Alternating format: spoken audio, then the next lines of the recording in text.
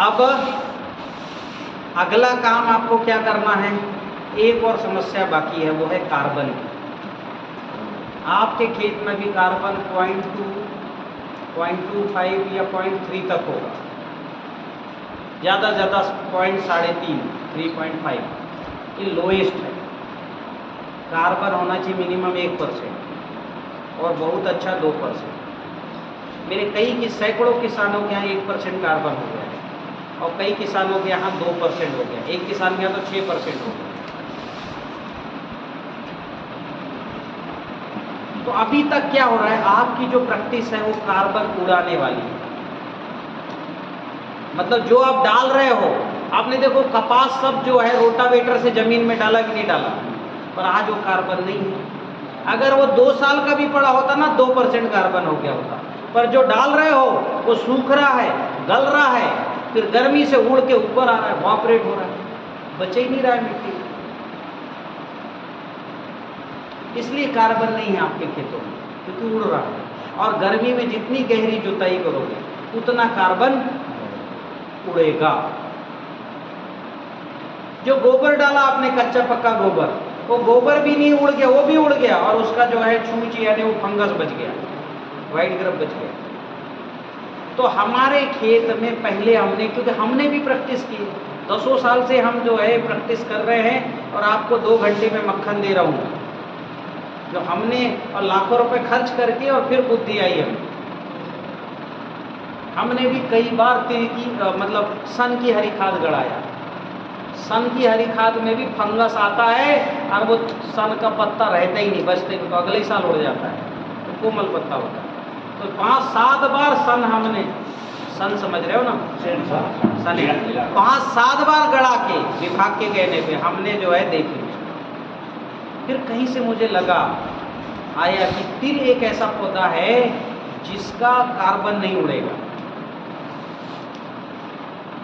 तब हमने तिल लगाया 3 किलो 1 एकड़ में और उसमें ऊर्जा जल, अणुजल, जीवाणु जल दिया और वो जब बढ़ा उसको जमीन में मिला दिया, फिर तिल लगाया, फिर ऊर्जा जल, अणुजल, जीवाणु दिया और जब हमने 6 महीने बाद जांच किया तो हमारे खेत का कार्बन 1.25%, 2 साल में 2%।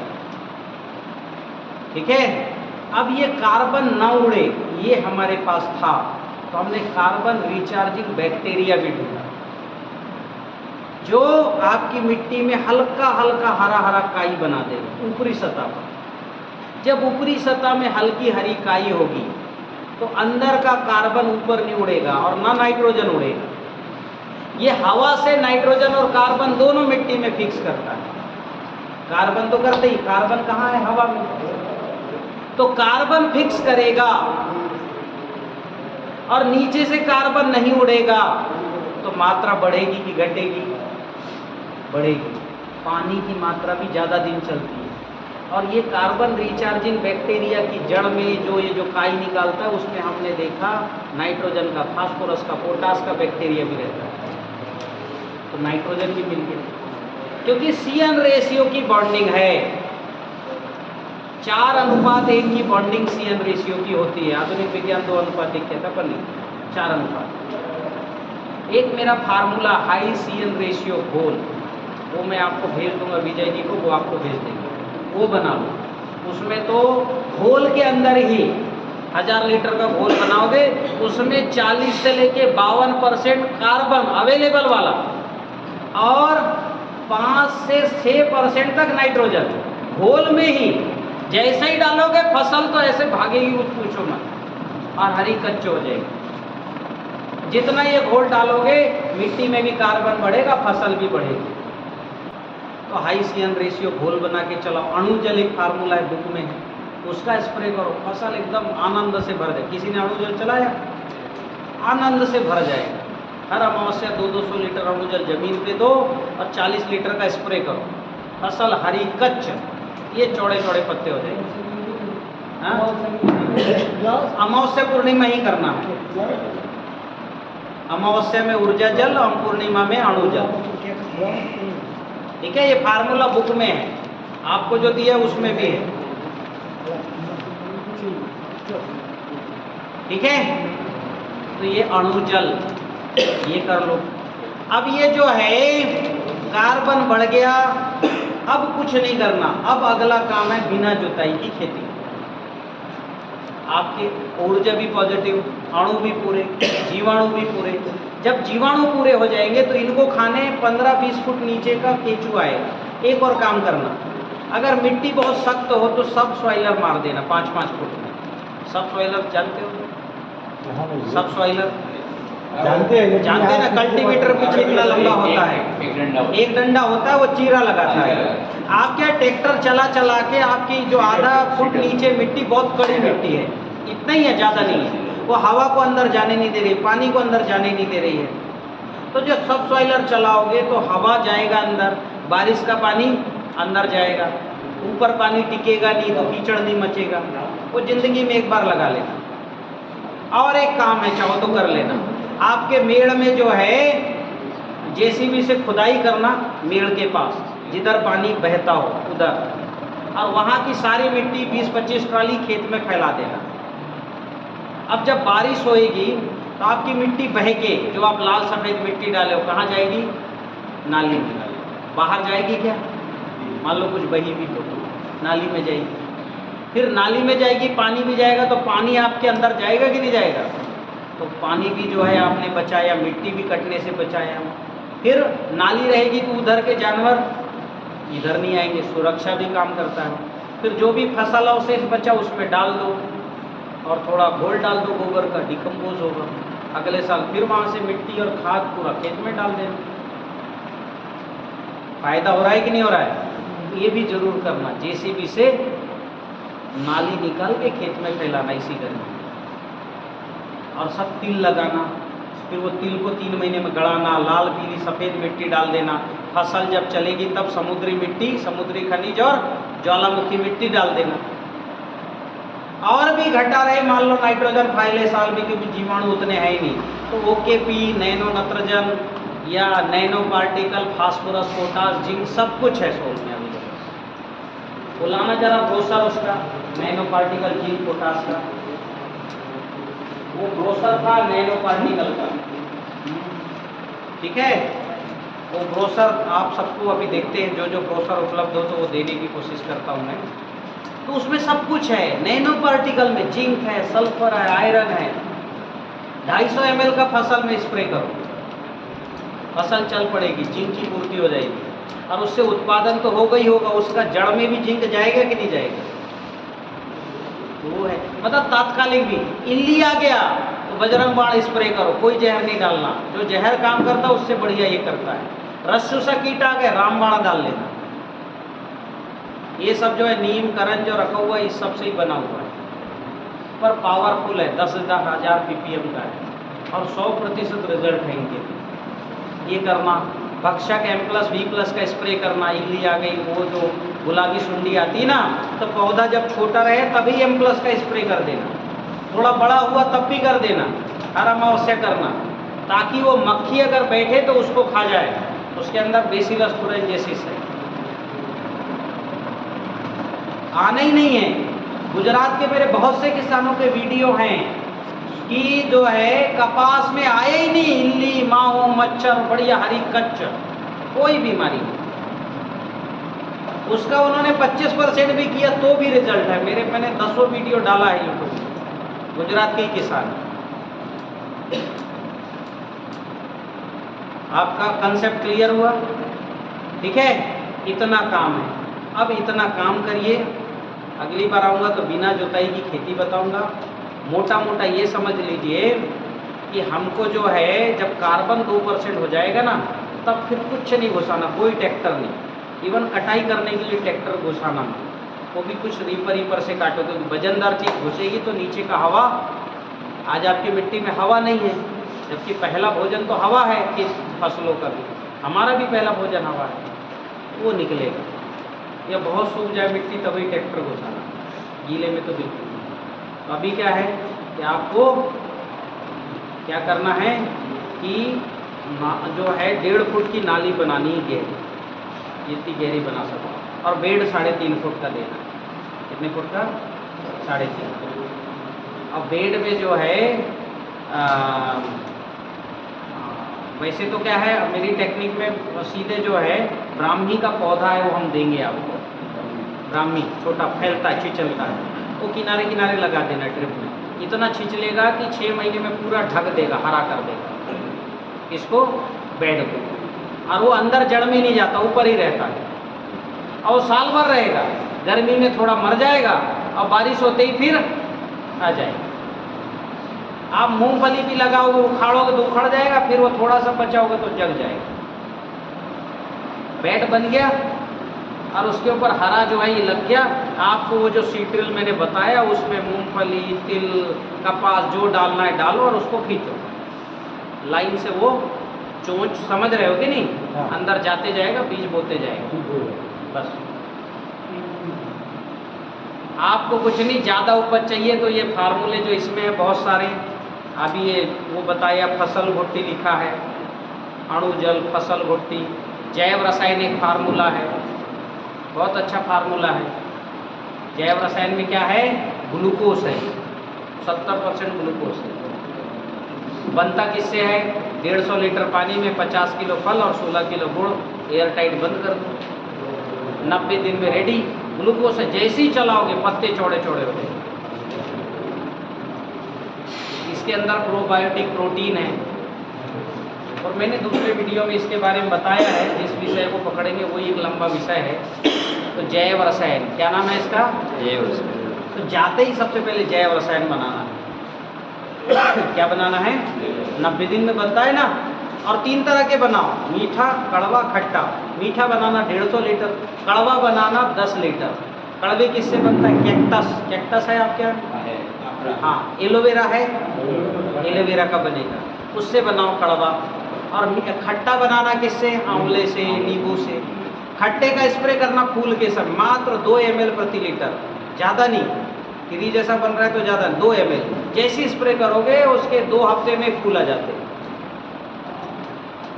आपका इसमें भी कपास फूलों से भर जाएगा। खट्टा जैव रस मात्र 2 ml। कड़वा जैव रसायन मान लो माहू मच्छर आ रहे हों तो कैक्टस का बना हुआ कड़वा जैव रस, वो तो मात्र 1 अकौआ से बनता है। अकौआ जानते हो? अकाओ, ये से बनेगा, ये आपका कनेर से, पत्ते से। हाँ, 3 किलो पत्ते, अकाओ के पत्ते या कैक्टस, 1 किलो गुड़, 10 लीटर पानी, 90 दिन में बन जाएगा। जल्दी बनाना है तो जीवाणु जल डाल देना, 21 दिन में बन जाएगा। इसका स्प्रे कर दो 1 ml मात्र। पत्ता कड़वा हो जाएगा तो वहाँ कोई अंडे ही नहीं देगी कोई। तो खेत में भी चला दे। हाँ, खेत में भी चलाओ, सुअर नहीं आएंगे। और बना कितना सरल, अकाओ के पत्ते तो सब जगह उपलब्ध है ना। अकाओ मतलब समझ रहे हो? तो यहाँ से सबसे पहले जैव रसायन बनाना शुरू करो, अग्निहोत्र किट बुलवाओ। आप सब सामूहिक रूप से सोल से ही लाल मिट्टी और सफ़ेद मिट्टी बुलाना, बाईपास मत करना। बाईपास करने से नुकसान ही नुकसान है। अच्छे अच्छे किसानों का नुकसान देखा है। एक तो महंगा मिलेगा, जैसे आप अगर सीधे लोगे खदान वालों से तो किसान को खदान वाले क्या करते हैं? आखिरी दर्जे की मिट्टी भेज देंगे पूरा रेट में। फिर जो आप ट्रक करोगे वो ट्रक भी किसान से 10 रुपये मतलब 10,000 रुपये ज़्यादा लेता है। क्यों? वो समझ में आता है नया ग्राहक है कि, और एक बार वाला है कि बार बार। और सोल हर चीज़ का क्या है, जांच करता है हर लाट का। तो सोल 50 पैसे कम में भी देगा, सुरक्षित रहेगा, पूरा पाउडर जैसा मिलेगा। ठीक है? तो ये मिट्टी डालना ही है। 1-1 एकड़ में तो भूमि उपचार सबको करना है। क्यों? क्योंकि अगले साल उसमें चमत्कारिक रिजल्ट देखने को मिलेगा। ठीक है? तो ये खर्चा भूमि उपचार का ये ग्रोसर है अपनी। ये जो है आपके पास ये भूमि उपचार का नहीं है। हाँ, ये भूमि उपचार का ग्रोसर ये भी है। देखिए ये ग्रोसर आपको मिला, इसमें मैंने खर्चा भी डाल दिया। ठीक है? हाँ, जिसकी मिट्टी मान लो अच्छी हो तो खर्चे थोड़े बहुत कम हो जाएंगे। ठीक है? तो ये पूरी खेती में करना, पूरे में करो, फायदा है ही। और इससे बिल्कुल मुक्त रखना कि उपज घट जाएगी, बल्कि रासायनिक में घटने वाली है अब उपज। क्योंकि रासायनिक में गारंटी नहीं है उपज होगी कि नहीं होगी, क्योंकि मिट्टी निगेटिव कोई ने आज तक नहीं बताया। तो आप रासायनिक करो, जैविक करो, ऊर्जा जल तो डालो ही, जीवाणु जल तो डालो ही। एक और हमारा खाद है गोवर्धन खाद। गोवर्धन का एक आध ग्रोसर है क्या देखना, उसमें मैंने क्या किया है, गोवर्धन खाद का ब्रोशर, उसमें क्या किया है, अभी कई किसान है भारत भर में छोटे, उनने कहा गुरुजी हमें कुछ नहीं बनाना, आप तो सब इकट्ठा दे दो, जिसमें ऊर्जा भी रहे, अणु भी रहे और सब जीवाणु भी रहे, उसमें लाल मिट्टी भी रहे, सफ़ेद मिट्टी भी रहे और जो है खनिज समुद्र ज्वालामुखी मिट्टी भी रहे, सब कुछ दे दो। तो हमने काफ़ी महंगी लागत से, मतलब एक बोरी खर्चा 400-450 बनता है, जब 100 डालोगे खर्चा बढ़ेगा कि नहीं, पर हमने बनाया, उसका नाम है गोवर्धन खनिज खाद। इसमें अभी तक जितना मैंने बोला सब है उसके अंदर, ठीक है। तो वो क्या है, वो खाद को आपको घुलवाना है और मात्र जब जमीन की वो करना है, जो बुआई करोगे तो 50 किलो भुरखाव करना, तो बहुत हैवी है वो, इसलिए इससे ज़्यादा नहीं डालना। और हर अमावस्या पूर्णिमा में 25 किलो डालना, कितना डालोगे, 25 किलो। और स्प्रे करना है तो मात्र 2 किलो का, 2 किलो को 200 लीटर में डालना, घोलना, कुछ नहीं मिलाना, छानना और स्प्रे कर देना। फसल देखो एकदम, आलू तो एकदम पत्ते चौड़े हो जाते हैं, केवल 2 किलो से। क्या नाम है उस प्रोडक्ट का, गोवर्धन खनिज खाद। ओके, मैंने मंगवाए हैं, उसमें सब कुछ है, अणु जीवाणु। और ये एक और काम कर रहा है, हाँ ठीक है, एक और काम करना है इसमें कि ये जो है खरपतवार खत्म करता है। क्या खत्म करता है, खरपतवार। तो आपके खरपतवार उगने बंद हो जाएंगे। चलिए भोजन करिए, फिर वहीं अनौपचारिक थोड़ी बहुत चर्चा करेंगे। बहुत बहुत धन्यवाद।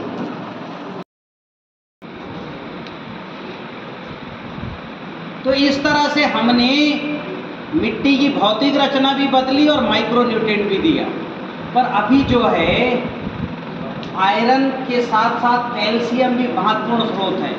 हम जो खड़े हैं वो कैल्शियम के कारण, ठीक है, हमारे दांत में कैल्शियम चाहिए, हड्डियों में।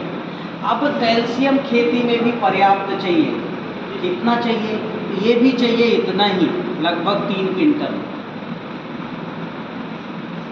अगर 3 क्विंटल मिट्टी में कैल्शियम होगा तो वाटर होल्डिंग कैपेसिटी बढ़ जाएगी, पानी पकड़ने की क्षमता बढ़ जाएगी मिट्टी की। क्यों, कैल्शियम जो है वो कटोरा है। अगर कैल्शियम से कोई पानी टकराया तो उसको पकड़ लेता है, तो कैल्शियम कटोरे का काम करता है। तो एक तो कैल्शियम पौधे को बड़ा करेगा, दाना भरेगा, दूध भरेगा, प्रोडक्शन देगा।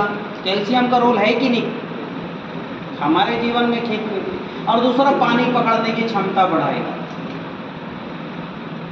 तीसरा, सल्फर भी खेती में चाहिए। कितना चाहिए, तो कम से कम 4 कुंटल सल्फर चाहिए। मिट्टी में पड़ा हो, फसल को नहीं चाहिए। फसल को तो सल्फर मात्र 2-3 किलो और कैल्शियम 7-8 किलो चाहिए। लेकिन मिट्टी में ये होने चाहिए, मिट्टी की भौतिक संरचना ठीक रखने के लिए। तो इसके लिए आपको क्या है, सफ़ेद मिट्टी डालना है। हाँ, पर जिप्सम नहीं। बाजार में जो जिप्सम आता है वो जो विद्युत बनाने के संयंत्र है ना, क्या कहलाते हो, थर्मल पावर प्लांट, वहाँ की राख में सल्फ्यूरिक एसिड डाल के और दिया जाता है। जो निगेटिव है कॉम्पैक्ट करेगा, जीवाणु मारेगा, फ्लैश जीवाणु खत्म करेगा, कॉम्पैक्ट करेगा और उसको बहुत ज़्यादा ग्रहण नहीं कर सकता और सल्फ्यूरिक एसिड बढ़ाएगा।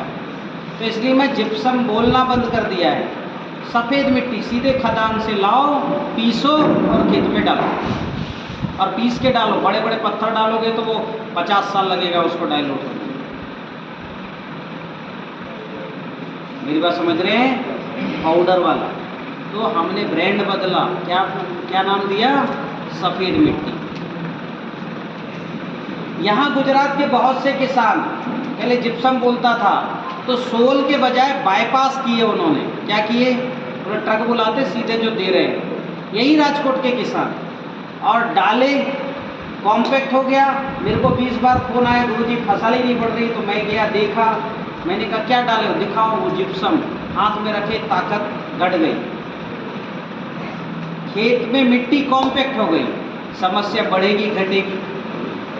आपको सफ़ेद मिट्टी, ये मिट्टी की न केवल रचना बदली, वाटर होल्डिंग कैपेसिटी बढ़ाया, सल्फर क्या है, फंगस खत्म करता है, फंगस के बढ़ने की प्रवृत्ति घटी, ठीक है, और फसल हमारी अच्छी हो। और भी कुछ मिनरल्स हमने ढूंढे, अभी पोटास इतना नहीं है, ना लाल मिट्टी में है ना सफ़ेद मिट्टी में, और पोटास की बहुत ज़रूरत है खेती में। क्यों? तना बनने में फास्फोरस पोटास लगता है, और फल बनने में फास्फोरस पोटास और मैग्नीशियम चाहिए। जो फल बनता है उसमें पोटेशियम, कैल्शियम, मैग्नीशियम और सोडियम चाहिए। क्या बनने में? फल। तो पोटेशियम है समुद्री खनिज में, समुद्र में कई ऐसे भंडार हैं, पहाड़ है जहाँ पोटास की मात्रा बहुत ज़्यादा है, 40-48%। फास्फोरस की मात्रा है 25-30%, 35%। मैग्नीशियम की मात्रा है 4 से 6%। तो फिर वैसा जो है समुद्र से निकाल के, और सोल आपको समुद्री खनिज दे रहा है, 1-2 क्विंटल डाल देना, फसल देखो कैसे बढ़ती है। फिर इतना ही नहीं, हमने ज्वालामुखी मिट्टी भी डाला, क्योंकि जब मिट्टी डाल रहे थे तो मेरा ध्यान आया यार जहाँ ज्वालामुखी की मिट्टी हो तो और अच्छा काम करेगा। तो रसिया के हमारे जो साइंटिस्ट हैं, परिचित हैं, उनसे वहाँ संपर्क किया गया, ठीक है। और रसिया में जो है एक जगह है जहाँ गांव बसा है, चारों तरफ जो है ज्वालामुखी का जो है पहाड़ हैं, इतना निकला है लावा, और उन पहाड़ों में क्या है कि वो शैवाल पनप गए, लाखों साल से वो उसको जो है वो लावा को खा रहे और वहीं जो है मर रहे हैं। तो वो लावा जो लाल था वो अब हरा हो गया, उसको लाया गया, छाना गया और उसको आयोनाइज्ड किया। आयोनाइज्ड मतलब चुंबकीय शक्ति उसमें डाली गई। नहीं डाला है और ऐसे ही डालो तो वो नीचे लीच हो जाता है, क्योंकि ज्वालामुखी से निकला हुआ मिट्टी में वो अंदर जाने की वो रहेगी कि नहीं रहेगी, लीच हो रहे थे जो हमने एक्सपेरिमेंट किया। तो उसको आयोनाइज्ड किया, चुंबकीय। तो आयरन की चुंबकीय प्रभाव के कारण से, भाई आयरन में लाल मिट्टी में क्या है, लोहा, और ये आयोनाइज्ड हुआ तो लाल मिट्टी ने क्या किया, उसको पकड़ लिया, तो वहीं रुक गया। और जो ज्वालामुखी मिट्टी उसमें मिनरल्स हैं कई तरह, जिसको आज का विज्ञान नहीं जानता वो भी मिनरल्स हैं। तो इस तरह से सारी ये मिट्टियाँ डाल के हमने खेती में माइक्रोन्यूट्रिएंट की पूर्ति की। जिसको विज्ञान जानता है वो माइक्रोन्यूट्रिएंट भी, और जिसको नहीं जानता, क्योंकि इन सब मिट्टी में सब कुछ है। तो खेती सुधारने के लिए जीवन में एक बार लाल मिट्टी चाहे एक बार में डालो, और बजट नहीं है तो 3 बार में डाल दो, पर डालना पड़ेगा। सफ़ेद मिट्टी 1 टन डालना पड़ेगा, और फसल उगाने के लिए ज्वालामुखी मिट्टी और लाल मिट्टी। हमने ये मिट्टी डाल के जीवाणुओं का भोजन दिया, बहुत ही रचना भी बदली, और अब जो भी जीवाणु डालोगे 1100 तरह के, वो ढूंढ लेंगे अपना फूड, हाँ कि ना। जिंक का जीवाणु क्या ढूंढ लेगा, जिंक ढूंढ लेगा। सल्फर का जीवाणु और कैल्शियम का जीवाणु कैल्शियम ढूंढ लेगा। आप सब मानते हो कि नहीं, हमारे खेत में जिंक, सल्फर और मैग्नीज, आयरन अब नहीं बचे, चाहो तो जांच कर लेना, नहीं है अब मिट्टी में। तो इस तरह से हमने अणु दे दिए, तो ऊर्जा दिए, पॉजिटिव अणु दे दिए, अब जीवाणु देने की बारी है। तो हमने जो है 1100 तरह के जीवाणु ढूंढे, ठीक है। कुछ जीवाणु जो है हमारे कैप्सूल कल्चर में, एक किट बुलाओ 2600 का, ठीक है। 10-12 लीटर पानी को पहले थोड़ा 50 ग्राम गुड़ डाल के गर्म करो, जब ठंडा हो जाए कैप्सूल डाल दो, और एक जामन डाल दो। जामन मतलब, जामन यानी कहना चाहिए जैसे कुंभकर्ण को जगाने के लिए जलेबी उसको सुंघाया गया था, समझ रहे हो आप। स्वीट डालने, कोई स्वीट डालने का है। हाँ, जामन स्वीट नहीं है, तो एक प्रकार का मतलब स्वीट है, ग्लूकोज तो है उसमें, हाँ। लेकिन जिसके गंध से बैक्टीरिया का डार्मेंसी टूट जाता है, एक्टिव होता है, एक्टिव होता है, वो डालना, 1/2 लीटर, आधा लीटर जो भी, और बस रख देना। 7 दिन में बैक्टीरिया ग्रो होने शुरू हो जाएंगे। अब वो बन गया मदर कल्चर। उसको सुरक्षित रखना पूजा घर में, सुगंधित वातावरण। ऐसा नहीं खेती काम है तो उधर रख दिया, उधर घर के पीछे बाथरूम का, क्योंकि उसमें क्या है, ग्लूकोज है, गुड़ है ना उसमें, तो फंगस भी उसमें जाएगा। तो इसको पूजा घर में रखना, साफ सुथरी जगह में। ये है मदर कल्चर। क्या है? अब उसमें से 2 लीटर निकालना, 200 लीटर पानी में डालना, 2 किलो गुड़ डालो, 2 लीटर छाछ डालो, 2 तुलसी के पत्ते डालो। पत्ते निगेटिव ऊर्जा को सक्रिय नहीं होने देता तुलसी के। उसको 6-7 दिन रखो, बन गया जीवाणु जल। क्या बन गया? अब इसको खेत में चला दो। ये कितने दिन तक जीवित रहेगा? ये जो मदर कल्चर है साल 6 महीने चलेगा। बस में ये खत्म हो गया तो इसमें गुड़ पानी उबला हुआ डालते रहना। उबला डालोगे तो क्या होगा, उसमें जो है वो नहीं होगा। क्या? हाँ, किसी तरह का उसको बोलते हैं, हाँ, कंटामिनेटेड नहीं होगा। और जीवाणु जल इससे निकाल के डालते रहो, तो 10 एकड़ में जीवाणु जल चला लो, आप बना लो 10,000 लीटर। अब 2600 से 10,000 लीटर कल्चर बना, जिसमें बहुत सारे बैक्टीरिया, लाखों रुपए का कल्चर है। और इसमें अरबों खरबों जीवाणु 1 ml में आते हैं जीवाणु जल में। बाजार का जो 600 रुपए की 1 लीटर आती है ना कल्चर, उससे ज़्यादा जीवाणु जल में। चलाओ। फिर कुछ जीवाणु हैं, हमने अलग से उनको एक साथ नहीं रख सकते ऐसा, उनको हमने अलग से बनाए। जंगल जीवाणु जो जंगल से ही हमने निकाले, 1 लीटर जीवन भर में दे देना, 1 लीटर मान। जिनको जीना हो जिए। देखो हम कौन कौन से जीवाणु जिएंगे गुजरात में, महाराष्ट्र में, ये नहीं किए। ये सब बहुत ज़्यादा और बहुत सारे बन जाते प्रोडक्ट, और सब मतलब दुनिया भर का काम होता। जितना ज़्यादा करेंगे, जंगल जीवाणु जाल दो, जिसको जीना है तो जिएगा, नहीं जीना है कोई बात नहीं। कुछ 100, 200, 300 रुपये खर्चा है उसका। फिर एक भूमि धन है, उसमें क्या है, भूमि के कुछ विशेष तरह के जीवाणु उसके अंदर है। वो 2 किलो कभी भी डाल देना, 1 बार या 2 बार। एक मांसाहारी जीवाणु है, इल्ली को खाने वाला, माहू को खाने वाला, मच्छर को खाने वाला। उसमें जो है मांसाहारी खतरनाक जीव है, बिवेरिया, आपका व्हाइट फ्लाई को खा जाता है, ठीक है, इल्ली को खा जाता है। वर्टिसिलियम है जो व्हाइट फ्लाई को खाता है, और बेसिलस थोरेंजेसिस है जो कपास में सुंडी आती होगी ना अंदर, लाल सुंडी। हाँ, उसको खा जाता है घुस के। लेकिन जब वो अंदर घुस जाए तब नहीं, फूल के समय ही स्प्रे कर देना। तो ऐसे भक्षक M+, V+ हैं, ये किताब में सब जो है किसके क्या कब डालना। तो हमको ये सब जीवाणु का जीवन में एक बार कोर्स करना है, ठीक है। अभी आप केमिकल में खर्च कर ही रहे हो, 1-2 साल आप ये जैविक तरीके से खर्च करो केमिकल के बजाय, उसमें भी रिजल्ट है, इसमें भी रिजल्ट है। आपकी इल्ली मर जाएगी और हमेशा के लिए परमानेंट वो वायरस वहाँ मिट्टी में आ जाएगा, हमेशा के लिए रहेगा। तो ये सब जीवाणु डालो, बहुत सरल विधि है, बुक में है, यूट्यूब में भी है कैसे कैसे डालो। तो आपने ऊर्जा डाल दिया, अणु डाल दिया, जीवाणु डाल दिया, अब आपका कोर्स हो गया पूरा।